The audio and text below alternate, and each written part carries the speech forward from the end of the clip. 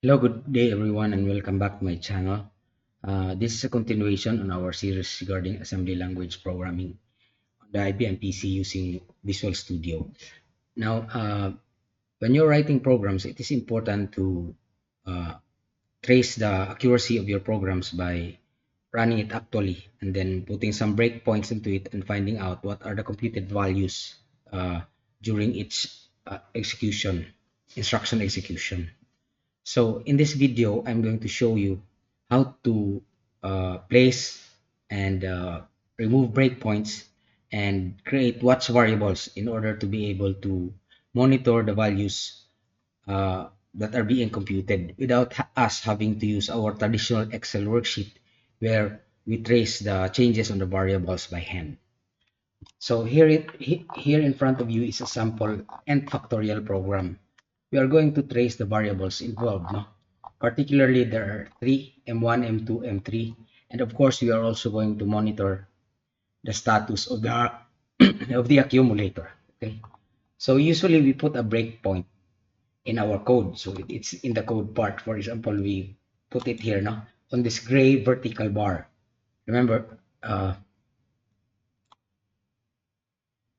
this gray vertical bar. Okay, you can switch it on and switch it off. Okay, we can put it on the start and we can put it on the finish so that we can monitor the execution. Okay, and then you cannot watch variables or memories and registers without having to run the program with the breakpoints, no? So they have to have breakpoints, okay, before you run them.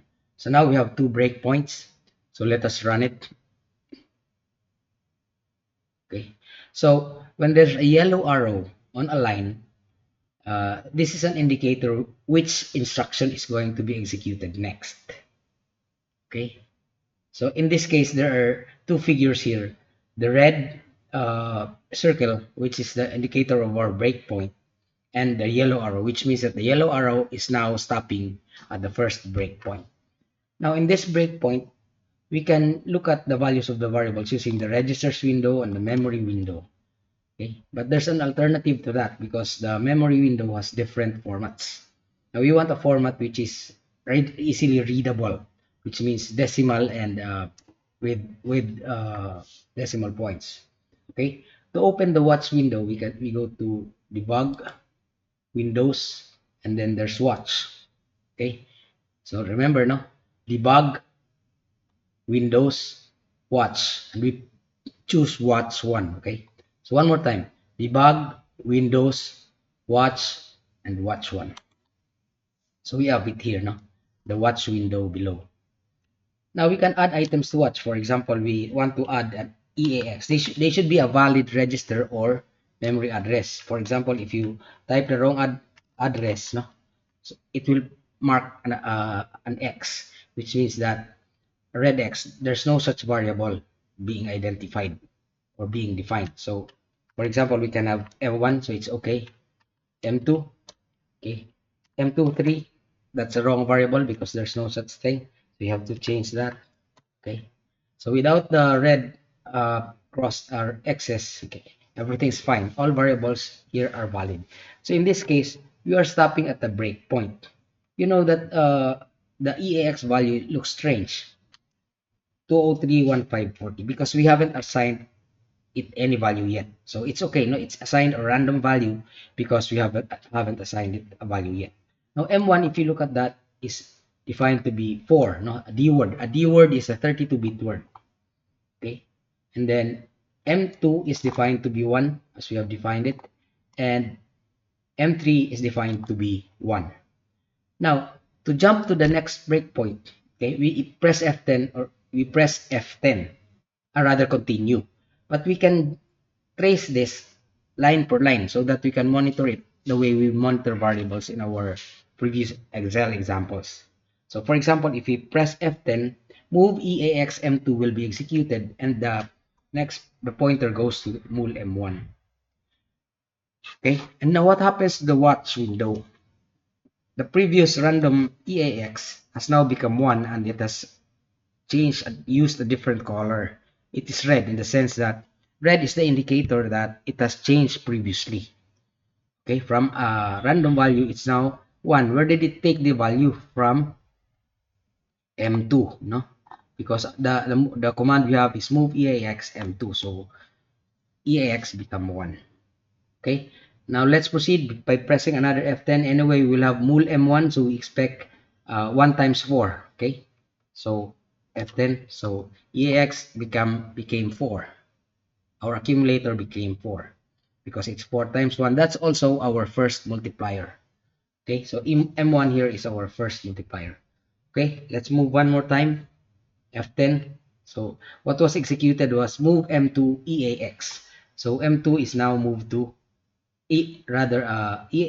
move M2 EX. This is it. So M2 now became 4 and it's red. Okay. We press F10 again. We had move EAX M1. So EAX became M1. It was previously 4 and it was changed. A new value is 4. So it's still black, although it's a new value. No? So the pointer points to a sub EAX M3. So we expect 4 minus 1. Okay, let's do that. So 4 minus 1 is 3. That's correct. Okay, that will be our next multiplier. Okay, one of them is we will store it, no? We will store it to M3, to M1 rather, no? So now it's M1. It's our next multiplier. Okay, and then I'm sorry, no? We are not computing the first multiplier. We are checking, okay, for the value of M1 whether it has reached the value or not, no? Or rather on M3 yet also from M1, no, to check if it has reached a value of 1 because the 1 will end the loop. So we press F10, CMP EAX M1. So EAX is 1, EA no, we have moved M3 and then we have CMP EAX M1. M1 is 3, okay, EAX is 1, so 1 minus 3 is negative 2. So the jump above JAA finish, the following JAA finish will not work because if you look at the registers, no, we add the flags. Okay.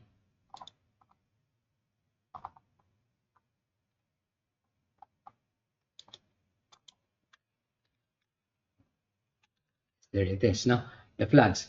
The zero flag is 0 and the sign flag is 1, which means this is the sign flag.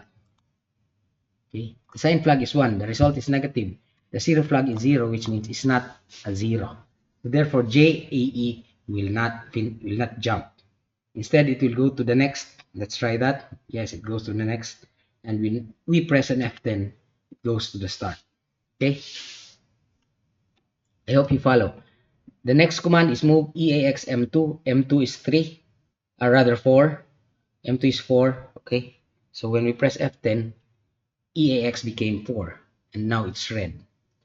Okay. We move M1. M1 is 3. We were computing our first product. 4 times 3 is 12. So that's the first product, partial product. And then the next is move M2 EAX. So we are storing the partial product to M2. Okay, M1 is our next multiplier. Move EAX M1. Okay, M1 which was 3. Let's move there because we are going to do a compare later. Sub EAX M3. So we are going to subtract 1. So it's 2. Okay. And then move M1 EAX. Okay. So it goes there, our next multiplier. And then we are going to compare the 2 with 1. Okay.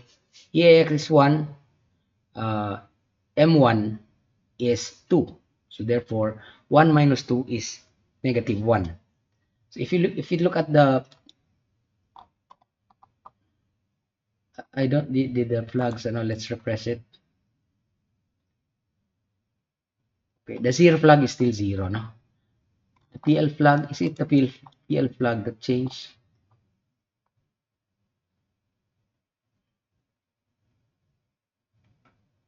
Okay. So anyway, the J, it's not a jump above or equal.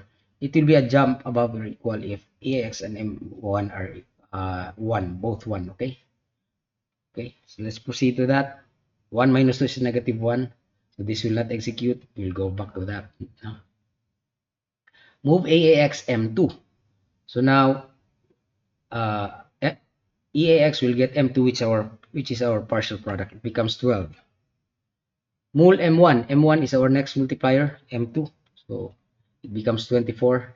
And we store it to the next partial product. So M2 becomes 24. Move EAX M1. So that's our next multiplier. Okay. Subtract it with 1 from M3. So it becomes 1. And move M1 EAX. So we are computing our next multiplier. And then CMP EAX M1. So this is where it changes, no? Because uh, M1 is 1 and EAX is what? Compare, they're equal. So therefore, this is 0. So above or equal. Let's try to, run that. So it goes to finish.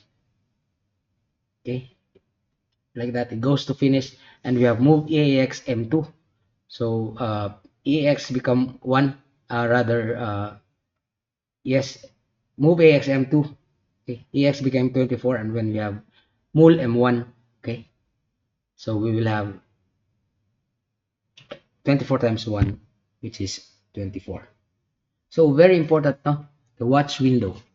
That's how you trace the value of the variables. It's like tracing values manually when we use Excel. This time we are going to use the F10 process by designating the appropriate breakpoints and including the desired variables in the watch window. I hope you follow. See you in the next video.